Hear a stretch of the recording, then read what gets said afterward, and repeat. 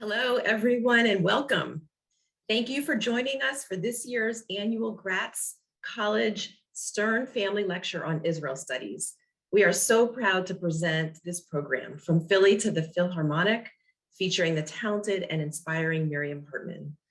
The Stern Family Lecture on Israel Studies is the realization of the vision of the late Harry Stern.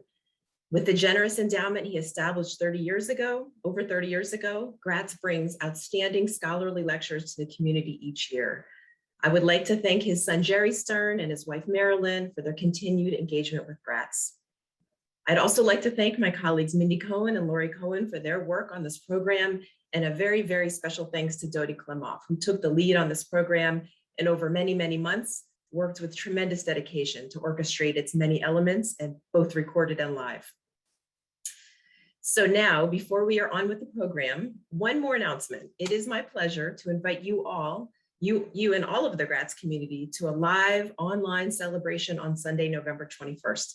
If you are watching the pre-show slides, you probably saw the teaser for that. So it is at 4 p.m. on November 21st, and it's a wonderful event featuring storytelling, music, and a champagne toast with our new president, Dr. Zev Elef.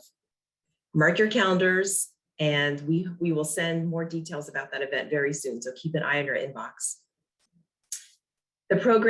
Today's program will be recorded, and a link to it will be shared by email. If you have any questions for Ms. Hartman, you can post them, and you'll get more information about that later in our introductions. So now please join me in welcoming Kathy Elias, Chair of the Gratz College Board of Governors, who will introduce our presenter and facilitate the program. Kathy, welcome. Thank you, Naomi. And I'm very, very pleased today to introduce you to Miriam Hartman. The threads of Miriam's life story are woven tightly within the tapestry of Israel, from her Hungarian great-grandfather whose plan to move his family to Palestine was cut short, to her grandfather who came to America carrying the Zionist dream, to her path, which began here in the Philadelphia area and brought her full circle to making Aliyah, building a home, and raising her family in Israel. After earning her bachelor's degree from Yale University and master's in music from the Juilliard School, Miriam established distinguished credentials as a musician, and in 1984, she joined the Israel Philharmonic Orchestra. She has served on the faculty of the Buckman Mehta School of Music of Tel Aviv University and on the faculty of the Nordic Music Academy in Denmark. She's given master classes in Brazil, Chile, the United States, Europe, and in Israel. In joint concerts, she's led the viola sections of the New York Philharmonic, the Philadelphia Orchestra, and London Philharmonic Orchestra. She's also a member of the Alumni Schools Committee of Yale University and a board member of Signal, Sino-Israel Global Network and Academic Leadership. The Israel Philharmonic Orchestra has its own unique origin story, beginning in 1936 as the threat of war loomed in Europe. The evolution of the orchestra's membership, its sound, and its mission continues to this day. This morning, Miriam Hartman will help us view Israel through an interesting lens, that of the power of music. So I'd like to say, welcome, Miriam Hartman. Can we begin with your story? Tell us what it was like in your early years growing up here in Elkins Park. Well, actually, Kathy, I grew up in Melrose Park. If you Google Gratz College, you can see the street that I grew up on. It will appear in any map of Gratz College, which is Sycamore Avenue. That's where I spent my formative years. My parents, I believe, chose that area because it was within walking distance to Adith Jeshurun. We went to shul every Friday night, Saturday morning, Saturday night for Havdalah, my whole family, and it was very close. I grew up in a household where there was so much history behind my family, and in short, we went to religious day school. We went to Solomon Schechter and to Akiba, which of course was very far away for us at the time, but we managed to get there. And at Adith Jeshurun, Rabbi Yaakov Rosenberg and Cantor Charles Davidson, they also loomed larger than life over our development. At my house, I think I can say my parents probably had 5 children so that they could get a string quartet out of us. Let's put it that way. My father is an amateur violinist. My mother's a pianist, and the whole house was constantly filled with music.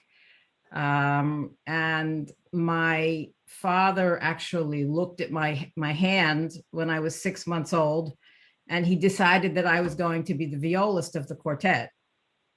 With my sister, he waited until she was 2 to decide that she was going to be the cellist. She's a very fine cellist and a pianist, but not professionally. I'm actually the only Black sheep in the family who ultimately became a musician. But wait, what is it about your hand that you can see at such a young age? Or was he just projecting that he needed a viola? Well, now you're really opening a can of worms, because the next question will be, what is a viola? Now, most people do not know what a viola is. It's, if you picture a violin, which most people know what that is, and a cello. Violin plays in the very high register, the cello plays in the low register, the contrabass is even lower than that. But one of the stringed instruments has to be the heart and soul of all music, and that is the viola, because we can play both in the register of the cello and in the register of the violin. We're the middle voice, and we don't always have a very prominent part to play, but if we're missing, you will definitely notice it. So to ask what is a viola, you have to ask what is a violist also. A violist has to have a bigger hand, because a viola is also held under the chin like a violin, but it's much bigger, it's much heavier, and you need to have long fingers and a broad hand. That helps significantly. So therefore, before my father bought me my viola at age 6 months, he had to check and make sure that my hand was would be that I wouldn't be frustrated as a violist. So that's the story. And my father would, of course, we all had music lessons, and my father supervised us, and he would come home at 6 o'clock in the evening and yell at the top of his lungs, "Who didn't practice?" And then 5 children would go and run and hide. And I assume that that's the way that he then got some peace and quiet, although I can't be sure. I'll ask you later if you employed that in your own parenting technique or if you found a better way.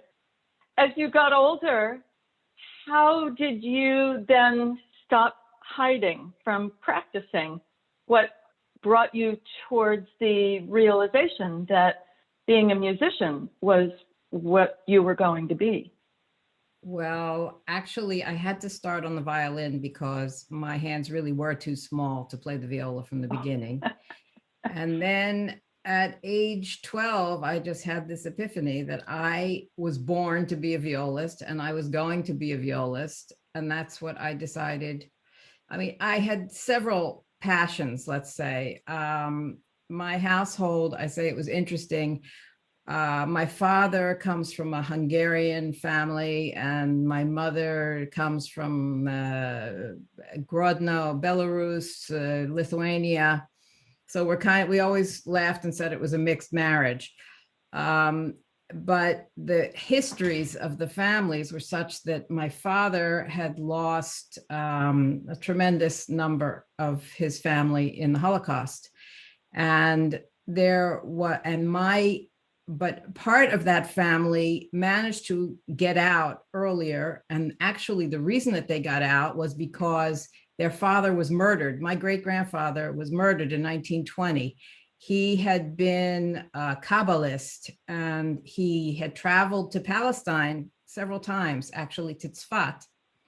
And one of his, there was such upheaval and turmoil in 1920 in Hungary, and he was murdered probably by the Hungarian army. And at that point, my grandfather had to make a decision what to do, and he was one of 17 children. And he decided to take everyone and bring them to the United States because he felt that it wasn't safe in Hungary. But my grandfather, my great-grandfather, had always wanted to bring his entire family to Palestine. He was in fact planning to do that, but he was murdered before he had a chance to do that. My grandfather kept a copy of Theodore Herzl's book at his bedside at all times. I mean, there was a very, very strong Zionist inclination, and having gone to Solomon Schechter and studying, Chana Senesh was my idol. I couldn't think of anything better than being a 23-year-old paratrooper. And there were some very strong currents, not just music, but also politically and Zionistically that went through my family. And I would say that they deeply influenced me. And by age 10, which was the first time that my family ever went to Israel for the summer, I knew that I was going to, I would be making Aliyah and I would be moving to Israel. I just had no doubt whatsoever. Did your family encourage that? And when did you go to Israel? Well, it is kind of ironic to think of having gotten a Zionist education and be one of 7 people in the family and to be the only one who made Aliyah. My parents probably would have made Aliyah, except for my father's profession and he said he was unable to learn Hebrew, and there were many factors that kept them from making Aliyah. When did you go to Israel? What was your first trip to Israel like? Well, the first time I went to Israel, I was 10 years old, and I was playing chamber music in a chamber music. Actually, many of the people who played there, I was 10, they were 20 and 18 and 24. And a lot of the people who were there wound up being my colleagues in the Israel Philharmonic many years later. This was in 1968 was the first time that I went to Israel. And the second time I played in the Israeli Army Youth Orchestra, the Gadna Orchestra. And the third time was really the clincher, because in 1973, I spent the summer there. I went completely by myself. My parents, I had to strike a bargain with my father that about him. I won't tell you the details of how that came about, but I went, I was 14 and I had just my viola and I think $200 in my pocket. I had the most amazing summer of my life. I played in a chamber music program in Jerusalem, and I had a coach there who looked like he was so ancient that he was just, I don't know, incredibly old, but he was a wonderful coach.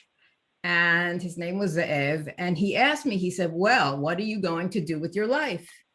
And I said, oh, well, when I'm 18, I'm going to make Aliyah. I'm going to become a paratrooper in the Israeli army. And that's what I'm going to do. And he said, no, you're not. You're going to go to a university. You're going to learn something. You're going to study, and then you're going to make Aliyah and bring something of value with you when you get here. And I thought about that for quite a while. And actually, when I graduated from Akiba, I went to Yale, and then I went to Juilliard, and then I made Aliyah. And shortly after I made Aliyah, there was an opening in the Israel Philharmonic, and I auditioned for Zubin Mehta, and I was given the job. Now, whose job was it? It was Ze'ev Steinberg. The person who had given me the advice was retiring, and I was awarded his position. So I don't know, circle of life, what goes around, karma, whatever you want to call it. I think it was meant to be somehow. Well, let's look for the threads in your narrative, because that are about this circle and change. And I will be, I'm particularly interested in how your life does seem to circle back on each other. But as you move forward, and you've become part of the Israel Philharmonic Orchestra. What did you walk into? What was the orchestra like in that year? Well, actually, I don't know if you're familiar with the history of the Israel Philharmonic, which actually started as the Palestine Symphony. I think it connects to Gratz College in an important way because I know that you have a PhD program in Holocaust studies, as very few others, or maybe no one else has. I don't think there's any arts organization, there's almost no other arts organization which has been like a phoenix rising from the fire of the Holocaust. But I would say that the Israel Philharmonic is definitely that organization. Someone named Bronislaw Huberman, who was a very famous and fantastic violinist who had a solo career throughout Europe in the 20s, early 30s, he was Jewish, and he saw what was happening with the rise of Hitler. And even though special dispensation was made for him by Wilhelm Furtwängler, who was conducting in Berlin at the time, he refused to go to play in Berlin when Jewish musicians were being fired right and left in all of the orchestras. Now you have to understand that Jewish musicians probably made up 40 to 50% of the orchestras, because that was what Jews did. They played musical instruments, and he couldn't stand what was happening. And in the meantime, he had been to Palestine and he had performed there, and he saw the tremendous hunger of the people who had actually gotten there from Europe for classical music. And he had this dream that he would somehow be able to start a symphony orchestra that would be of the highest possible level. He went from country to country in Europe, auditioning these people who were out of work, who had been rejected because they were Jews. He saw the handwriting on the wall. Many of them did not. Some of them played in an alternative venues, orchestras that were just for Jews, and they were able to support themselves. But he addressed those who wanted to come to Palestine. He found them, he auditioned them. He took the best people that he could possibly find. He brought people from Germany, of course, and from Poland, and from the Netherlands, from Austria, from Hungary. He gathered people, and believe me, it wasn't so easy. I mean, we're talking about 1934, 1935, and it was very difficult. Then he had extreme difficulty in getting permits, visas for them to come. And then the Arab riots occurred, and he just had a terrible time. In the end, he had to enlist the help of Albert Einstein and Chaim Weizmann, without whom he wouldn't have been able to bring all these musicians. But in any event, there was one conductor who was probably the most anti-fascist of any of them, and that was Toscanini. I actually live at the corner of Huberman and Toscanini streets, which for me is very symbolic. And I live actually right across the street from the hall, which you see behind me, which is the Charles Bronfman Auditorium. But the orchestra is built on a dark history. Huberman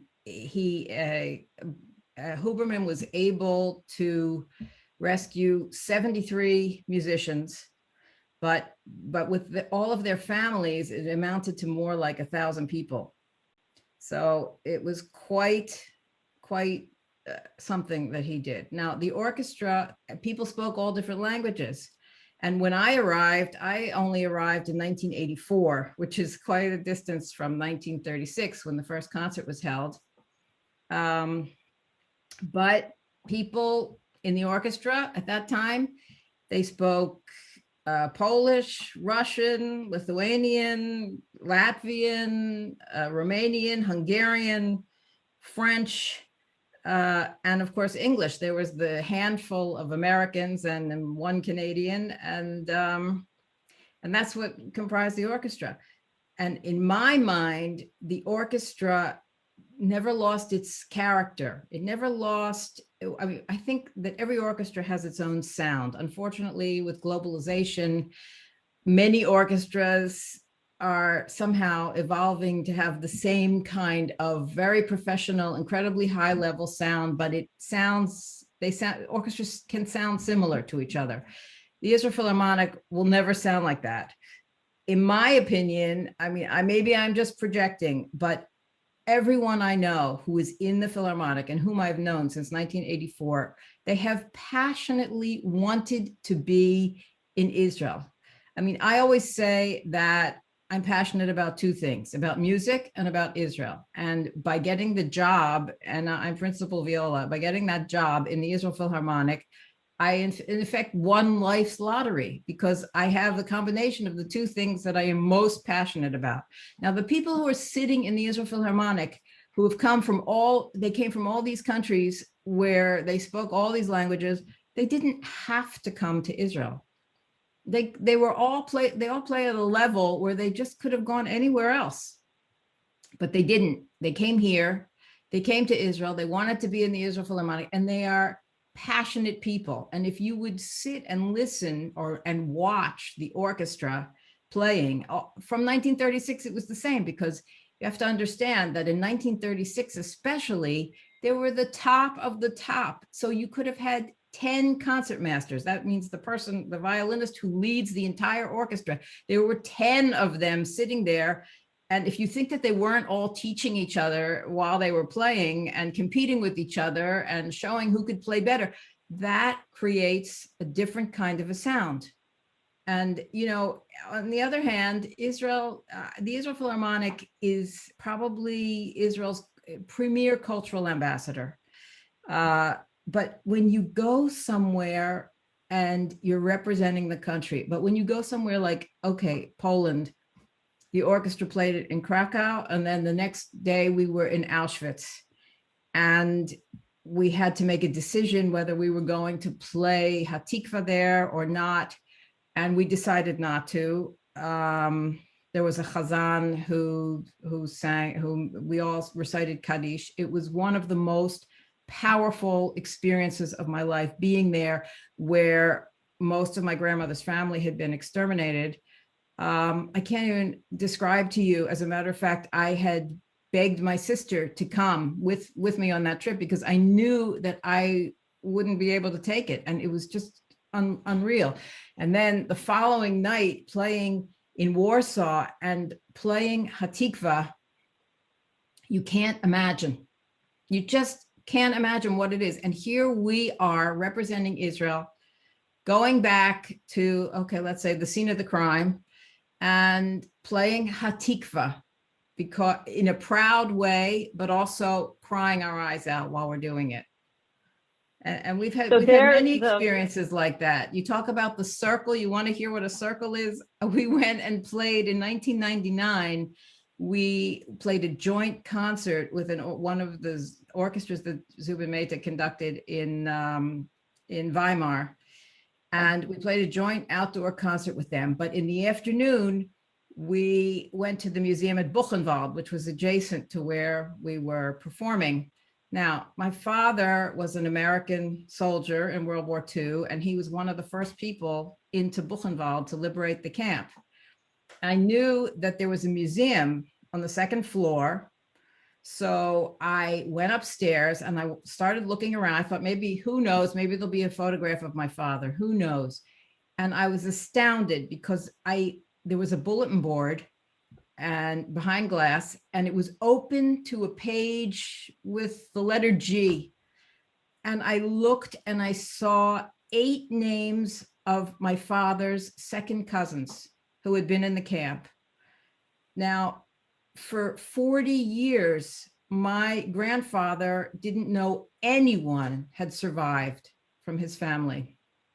And here I am 40 years later in the Israel Philharmonic.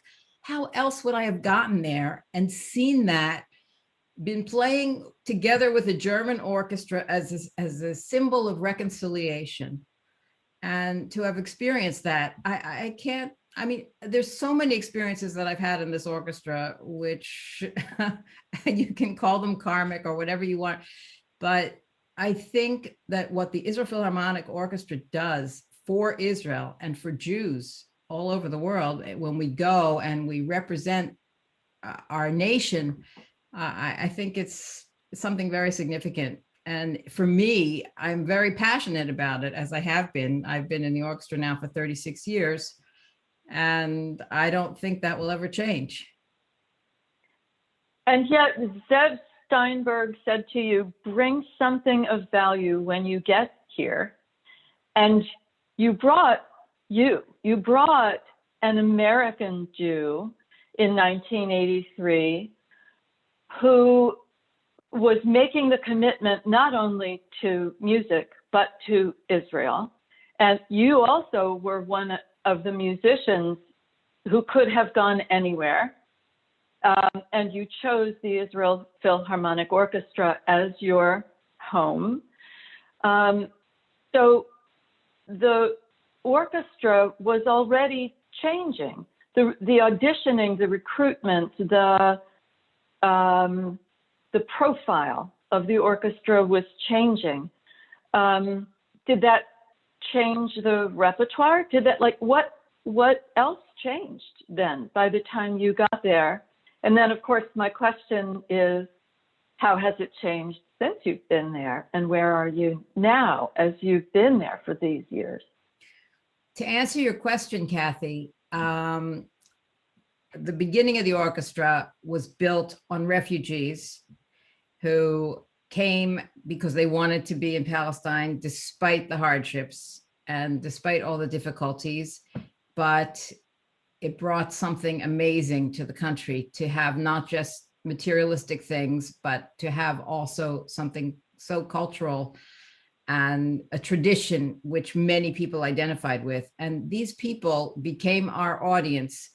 They had very specific tastes and demands in the repertoire. And this generation was there until Zubin Mehta began conducting the orchestra in the 60s. There were still people there. After that, the orchestra relied heavily on the glasnost, on Russian Aliyah.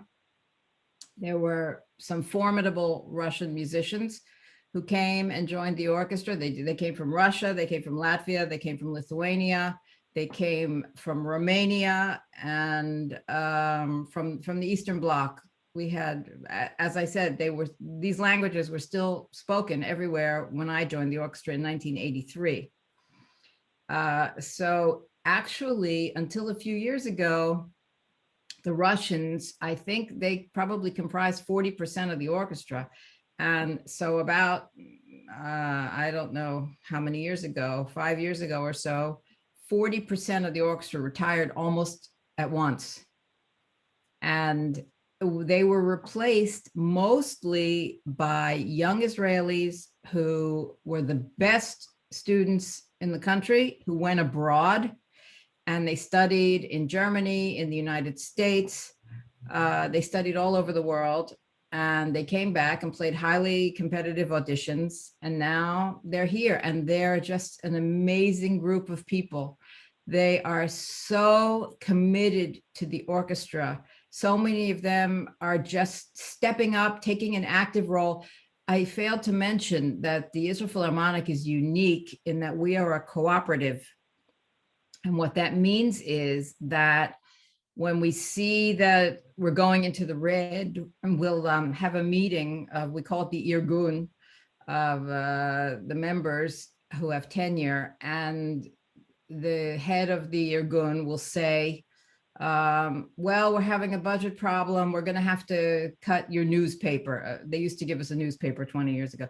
We're going to all in favor. Everyone raises their hand. Okay, that's cut. And, and one by one, they would cut things and we would vote on it. And then by the end of the meeting, the problem was solved with the deficit. We would give up whatever. I mean, the past year, I don't have to tell you what the cuts were during Corona. And my heart really went out to the young people because the salaries, of course, are graded. The longer that you're in the orchestra, the higher your salary. But there was a huge, we had no choice because we weren't performing for audiences. Our intake was 0 for the year of 2021. We still owed, we have 23,000 subscribers to whom we owed 5 concerts from the previous season, because in March 11th, I think, was the last concert that we were able to play before the pandemic hit. It's been very complicated. We've had a very strong virtual presence, and we've made plenty of online chamber music, and we've recorded whatever we possibly could. In the meantime, our conductor of 50 years, Maestro Zuba Mehta, had stepped down right before this happened, and he was replaced by Lahav Shani, who is such a dynamic musician and such an incredible force. He has so much energy, and he's done some amazing things. And also the repertoire has changed somewhat because he insists on bringing in new Israeli pieces, new repertoire, experimenting. We haven't really had a chance to do it in an orchestral way yet because we haven't all been together on stage. But I'm sure this will happen in the concerts. Actually, it's now Pesach while I'm talking to you, and the concerts have just resumed, although we are only able to play for a maximum of 500 people, which, when you're playing in Binyanei HaOma where there are 3,000 seats, it looks pretty bad, but we have to do it. And it's something. We're still not able to actually sell tickets, but we hope to. But in any event, yes, I can see things changing in a big way in the next few years. Although the standard repertoire of the European Germanic tradition, it's always in demand. People still want to hear what they want to hear, and you have to give that to them. But at the same time, you can give them new works, and because if you don't educate, as a matter of fact, we happen to have an amazing educational system for the youth who are in the area. We have the keynote program, which is something which is, we're completely unique in this all over the world. I remember when right? Mafteach. When I first joined the orchestra, I remember we had a concert where we tried to bring kids from a local high school, and we were afraid they were going to make noise, so we put them up in the balcony where you can see I'm sitting about approximately up there in the hall, and we couldn't play. They made so much noise that we just could not play. It was unbelievable. After that, we were in London playing a concert, and a group of us remained to study with the London Symphony Orchestra. They had a unique educational program called Discovery, and we wanted to see how they were doing it and how we could possibly do it as well. So we learned from them. We started out very small, and we started out with minimal funding from a few donors. We went into the schools. What we would do was we would send a group of 3 musicians who would play arrangements, which is reductions of symphonic pieces, but all the notes, but just 3 instruments playing instead of 110. And we would teach the students whatever we could about the music, about the composers, what they were going to hear. And then we would bring them to the concert hall. And this program just grew and grew and grew. And now we're bringing over 20,000 kids every year to our concert halls. And the most amazing part of this is that we reach out to every part of society. We go into the poorest schools in the worst neighborhoods. We go into the schools which have children of Sudanese who walked across the desert to save their lives in order to get to Israel, and Africans, and all the children of the Filipinos who are the workers who work with the elderly, and the children, just all many disadvantaged children who would have no hope of coming to hear a concert. And we go into their classrooms, we bring the music, we go 3 times a year, we teach them, their teachers are very cooperative and help. And frequently we give them something to do so that they can participate in this when they get to the hall. And then we bring them to the hall. And they're sitting there in a hall with 2,000 other kids. And if you could see these immigrant kids sitting there singing at the top of their lungs in this 2,000-year-old dead revived language of ours, and they're singing Hebrew songs, and they're loving every minute of it, and there is such a camaraderie. We bring kids from Muslim Arab schools, from Christian Arab schools, we bring kids from the north. Sometimes we bring down orchestras of darbuka players, Arab kids who play for the kids in Tel Aviv. And the kids in Tel Aviv will do productions for everyone else. And this is all while the orchestra's playing and accompanying them. And they've been prepared. It is such a far cry from what I experienced when I first came to the orchestra. It's really a revolution.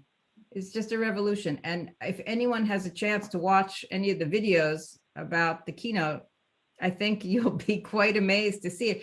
And I feel like this is one of the greatest accomplishments lately of the orchestra, because we're reaching the next generation. And it's not a question of, oh, we're going to reach our potential subscribers. It has nothing to do with that. If you reach one kid, if you touch one kid, then you've done, in my mind, it's a huge mitzvah. You've brought some culture into their lives, and something that they can love for the rest of their life.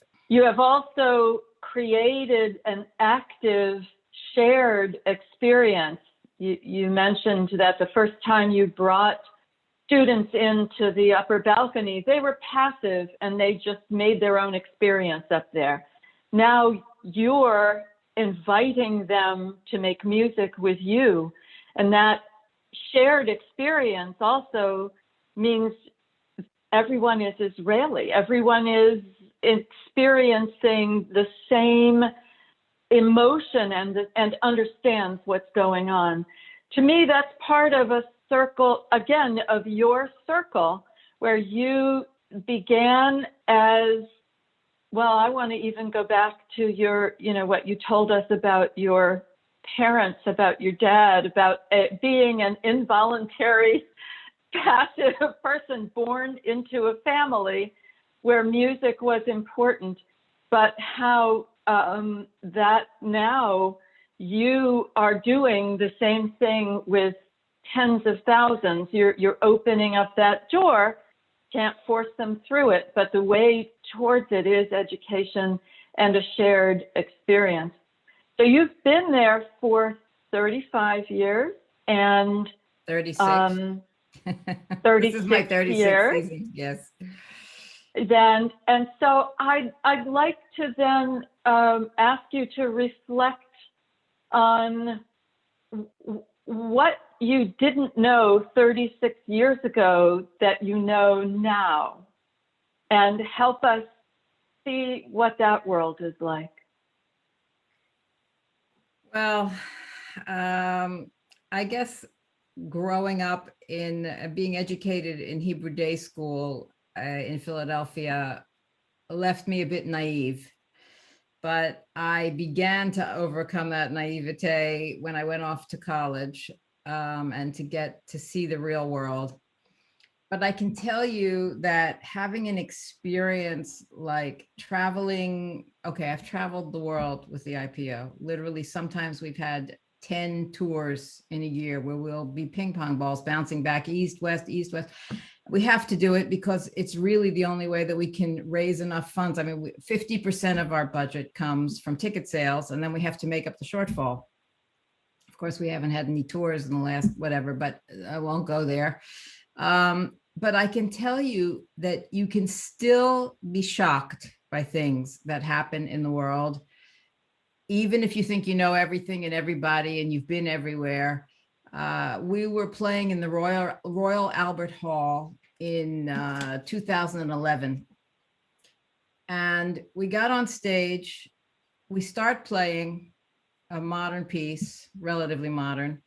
And suddenly in the fifth balcony, a choir started to sing Ode to Joy at the top of their lungs. Yes, interrupting the concert. Now, the BBC was broadcasting this concert. They start singing. Zubin said that he resisted all urges that he had to turn around and to start conducting them. But shortly after that, people started unfurling Palestinian flags and shouting. Mm-hmm. And in the next piece, which was a violin concerto, the soloist was Gil Shacham. I felt so sorry for him. His wife in America was about to give birth any minute, and he wanted to play with us. He wanted to be in London with us and to perform, and they wouldn't stop shouting. They were shouting at us during a concert. And the BBC actually had to go off air for the first time since the Blitz, because they couldn't continue broadcasting it. It was awful. And then fist fights broke out between the people in the audience who were just fighting with each other. It was just something out of a horror movie. I don't know. And then we went on with the concert. We proceeded, and Zubin wanted to start the second half. Every time he raised his arms to start conducting, somebody would shout something. Zionism is racism, or Free Palestine, or whatever they wanted to shout. And he couldn't start conducting. So finally, he just kept his arms close into his chest like this, and he went like this and gave us, we needed downbeat so that we could start playing. And that's how we managed to play the last piece.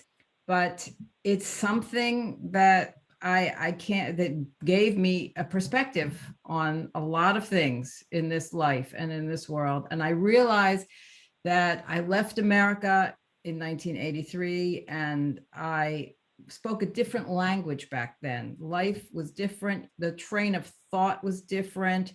The things we were allowed to say, that was different.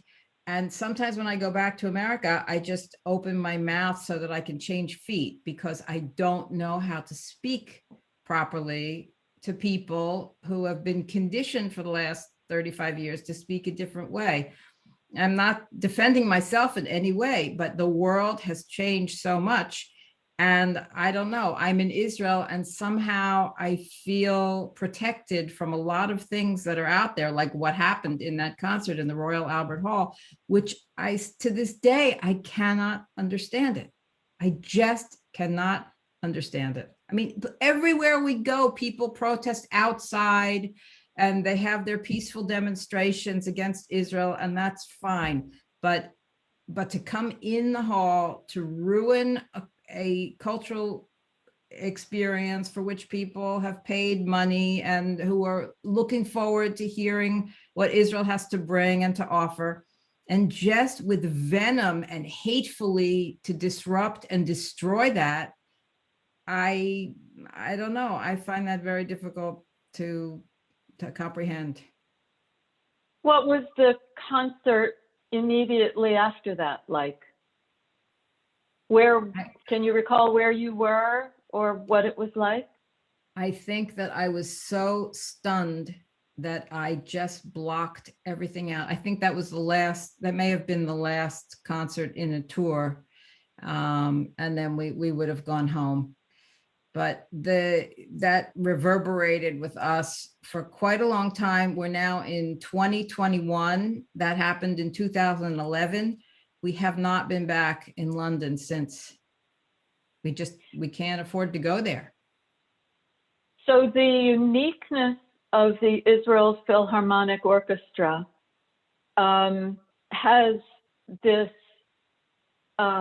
these moments of that you won't find with the New York Philharmonic or with London Philharmonic. And you got to experience in the 36 years the feelings of the highs and the lows of what that means to be Israeli, both as a musician and as an Israeli, which is when you go back to, again, your intention when you first went to Israel. That's what I'm hearing, that you wanted to be, you wanted to join Gadna, you wanted to fight for Israel. So I'm hearing again that circle of your own life, of these moments of stress also, that you know, I look at a musician and I think, what can be stressful other than playing the wrong note and a lot of competition? Well, when you represent a unique orchestra, that you got to experience that too. Can you tell us one story before we finish up about the interconnectedness of the Jewish community? You've traveled everywhere. You've been in so many cities that had no Jewish population or large Jewish population. What was the most surprising connection you made there in your travels? Well, I can tell you that sometimes we always play to a sold out house. There's usually never a vacant seat. And sometimes we play all of our encores. We play everything that we have and there's nothing left and they don't let us get off the stage. And then we'll play Hatikva as our final encore. And so many people get a hold of me after the concert and they say there was not a dry eye in the house. When we play Hatikva, whether it's South America or even in Japan, you know, it's always moving. There's always something in there. You know, like those children that come from the multicultural homes that are sitting in the front rows and come to these keynote concerts. It's not that we change them. They're also changing us. They're changing us because they're there, they're reacting, their emotions are spilling over into us somehow, and we're absorbing that. And the same thing happens when we go and we play for an audience and there's you know, people that haven't heard Hatikva. I remember in one concert hall, it was in South America, that a very, very old man approached my friend and asked, "Will you be playing Hatikva tonight?" He was, I don't know how old he was, but he was a Holocaust survivor. And he'd managed to get a ticket. He managed to get to the concert and he was just hoping that we would play Hatikva. And so my friend went to the maestro and she told him about this. And we played Hatikva for him because it's such a significant thing that you can't say no.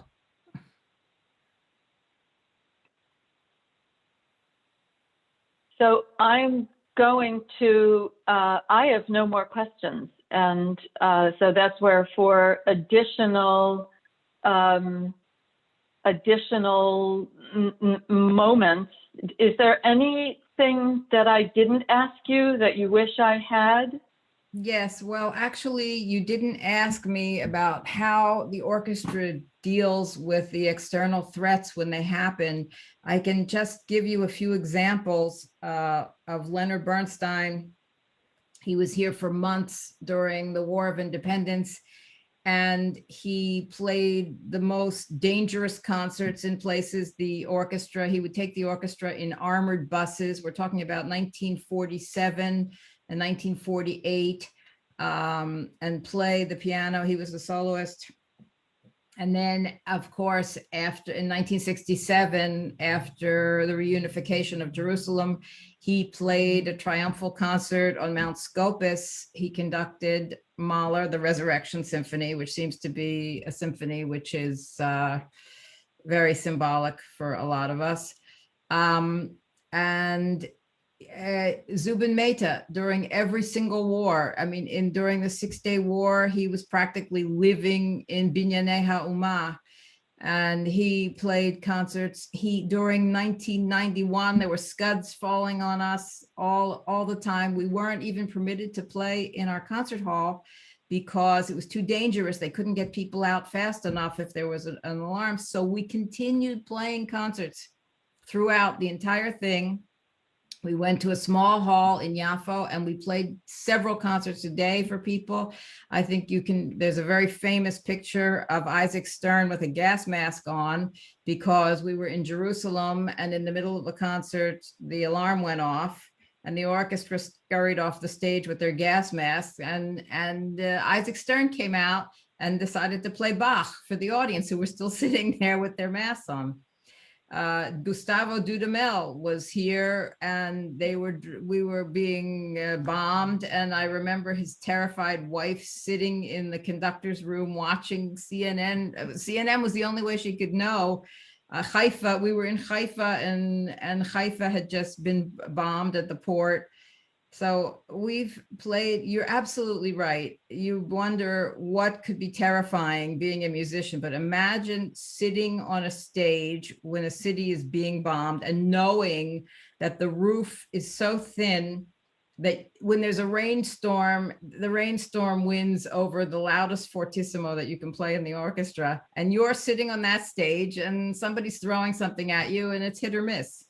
So yes, there can be those kind of moments as a musician. Thank you.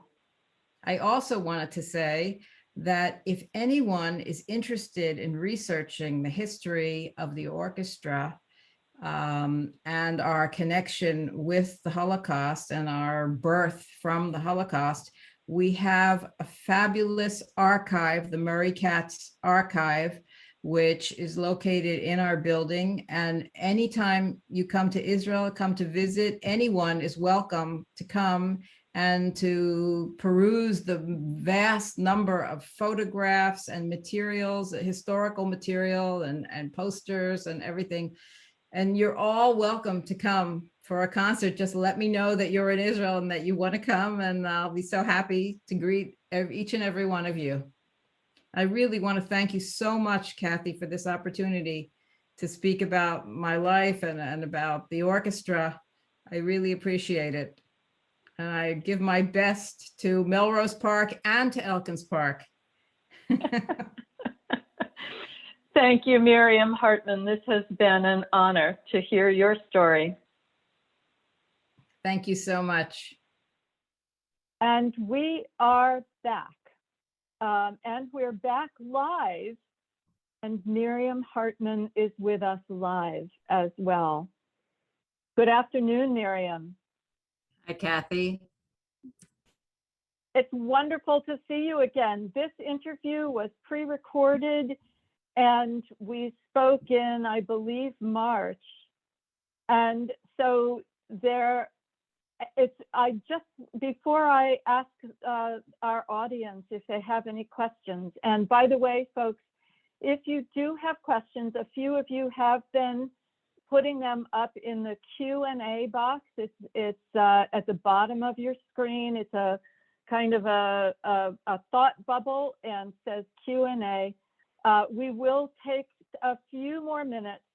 Miriam has so graciously given us time again today, and we want you to have a chance to ask her questions as well.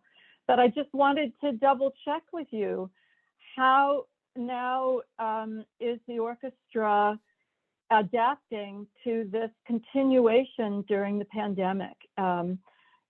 Are you performing? Are you planning to perform?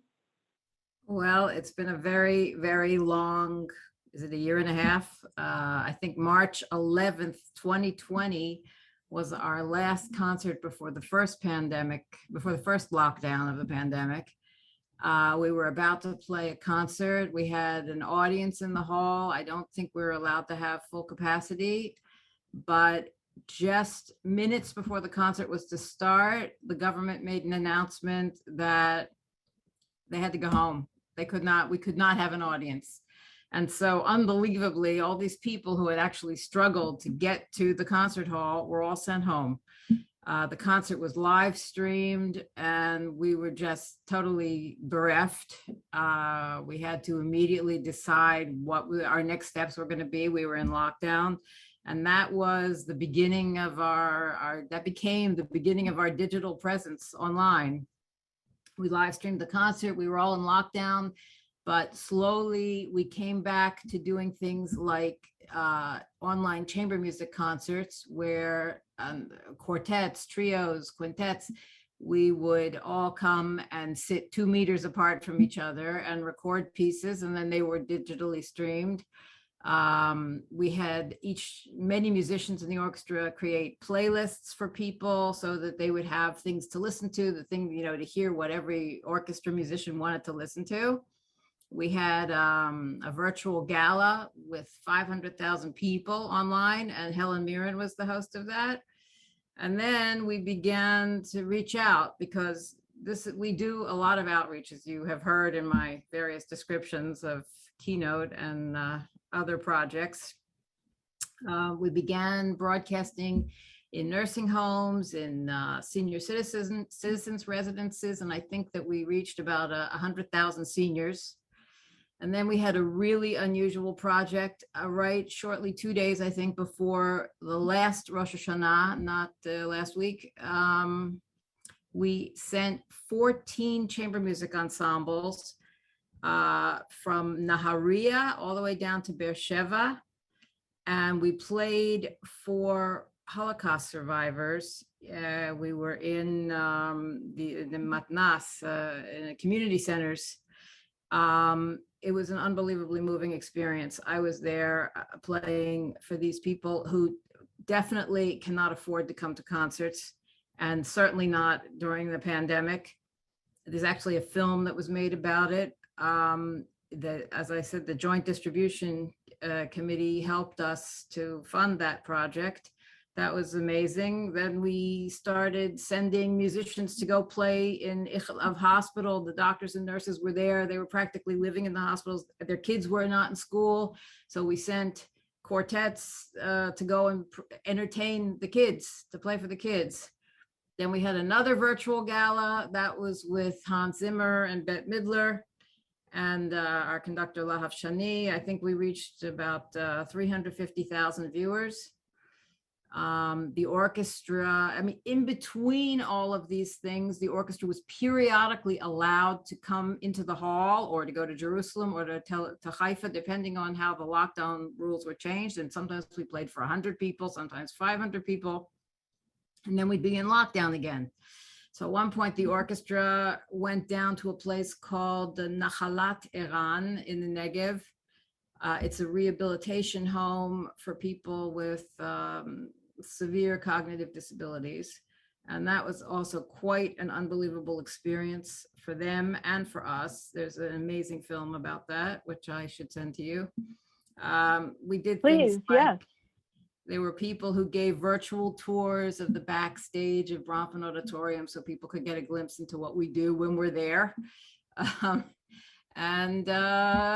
Hopefully in October, we will be starting our season. We're very much looking forward to it. We don't know what's going to happen. The numbers of sick people seem to be going down, and we're really looking forward to it.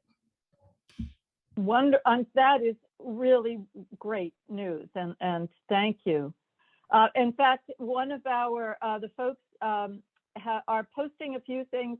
Marla Zipkin says that although this is not a question, I just wanted to let you know that in 2004, our daughter brought 11 violins to Beersheba for 3 weeks. Each school day, we traveled to area high schools and neighborhoods to expose children to the violin and allow them to play as well. This was a 12th grade project that she developed while attending Lower Merion High School. She also donated 2 violins to the Beersheba Conservatory. Wow, that is amazing. Wonderful. But there is a question from Jack Kessler. Curious to hear about the Jewish Studies program in Beijing University that you helped start. Well, I see that there's another question directly after that, which ties into that. Someone said, I'd love to ask Miriam, tell the story of the strangest coincidence that happened to her on tour. And this Wonderful. Definitely was the strangest. I was at a reception after a concert in Tokyo, and I happened to meet the ambassador to Japan from Israel, who was Ruth Kahanoff. And she had previously been in China. So of course I was, at the time, I was on the board of Signal, which is an organization to help promote educational and technological interchange between China and Israel. And the person who runs it, the CEO, is a friend of mine I was at Yale with her. Her name's Carice. And so I decided to ask her about this woman. And she said, oh, yes, of course. I know her well. Please give her my regards. So I didn't think anything of it, but I went back to my room and I wrote a letter to Carice, and I told her that I was in Tokyo and that the ambassador sent her regards. And she wrote back and she said, oh, well, where are you going next? Because I'm going to be in Beijing next week. So I said, oh, well, I'm going to be in Beijing next week. And the strangest thing was that I had a free night from a concert. My night off was in Beijing. So she said to me, would you like to come to the Beijing Language and Culture University and help me to open the Hebrew Arts Language Department? And I thought, well, how am I going to get there? Beijing is quite a terrifying place, actually, if you're on your own and you have to get around. You don't want to get in a taxi. Anyway, she took care of everything. And I get there. I know absolutely nothing about what's about to happen. And I walk in and they say, and here's Miriam Hartman, a board member, who's going to make the opening remarks.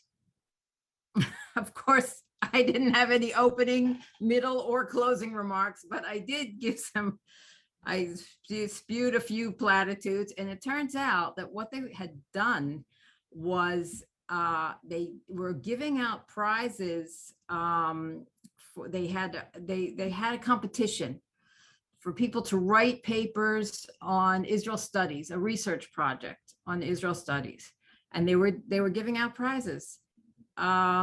And it was they were opening the Hebrew Language Arts Department, and it was actually a fabulous way for them to get Chinese students to learn about Israel by having this competition. They had to research and they had to learn about Israel. They really don't know anything about Israel or really the Middle East. It's, not Israel.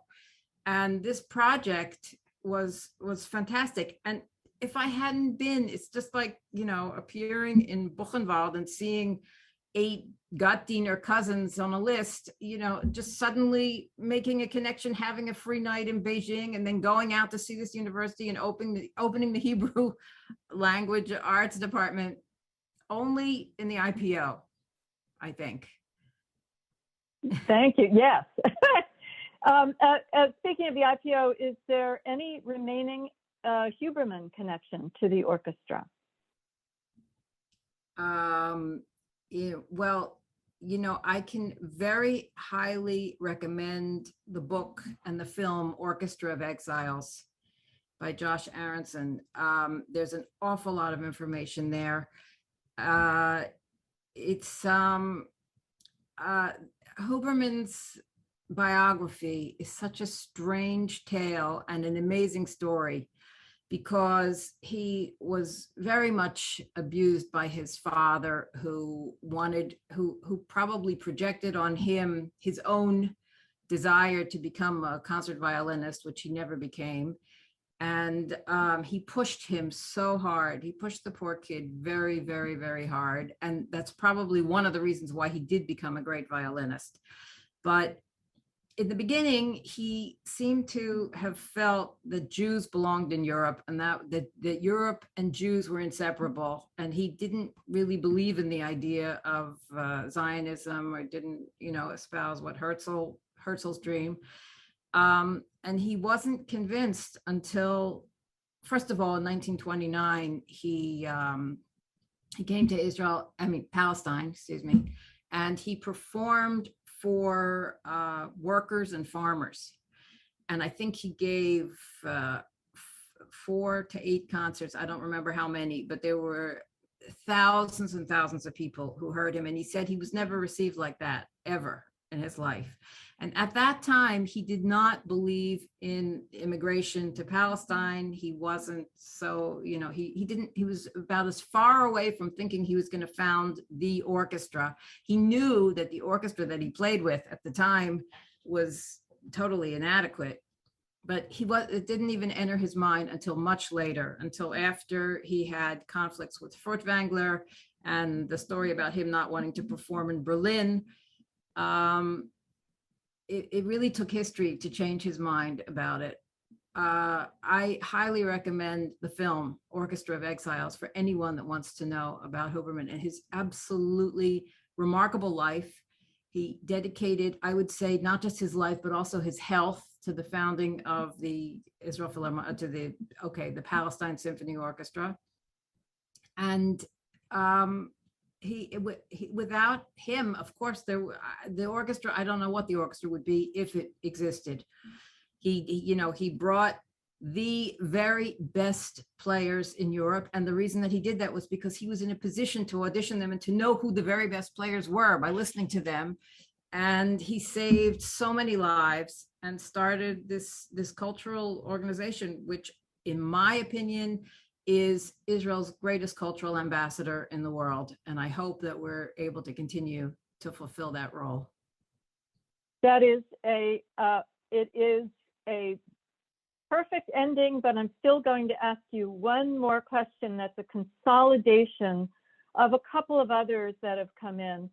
And some of you are asking questions with looking for specific links or specific pieces. And our own Chancellor, Dr. Paul Finkelman, wants to note that the author of Hatikva, Naftali Imber, was financially supported for some time by Judge Mayer Sulzberger of Philadelphia. But there are questions that are coming in. I think that folks were really struck by your story about 2011 and the London concert and that feeling of anti-Semitism, of anti-Zionism. And there are a couple of questions, as you may be able to see, about if you had to choose a musical piece, and I'm going to use my own words now to consolidate the questions coming in. Kind of a healing or a cohesive musical piece for all people that is in the repertoire or outside of the repertoire that you would point out to us. What is it that speaks to you in terms of that musical piece about, and I will use the words of one questioner who says, if you had a dream, a musical dream that could connect all the people. Boy, that's a very good question. I'll have to think about that one, but I can tell you what piece is perennially used to celebrate. Bernstein used it in 1967 at the reunification of Jerusalem. We played it on Masada in a concert, and it was Zubin Mehta's last piece that he conducted with us as our music director. And that is Mahler's Second Symphony, the Resurrection Symphony. That piece with the choir, with the soloists, with the just unbelievable decibels, the Jewish composer, Gustav Mahler, and it's very penetrating. If anything is a reason for people to come to a concert hall, to hear a live concert, and to be moved, it's because the vibrations from that piece will make your bones vibrate, all of your bones in your body and your heart and your soul.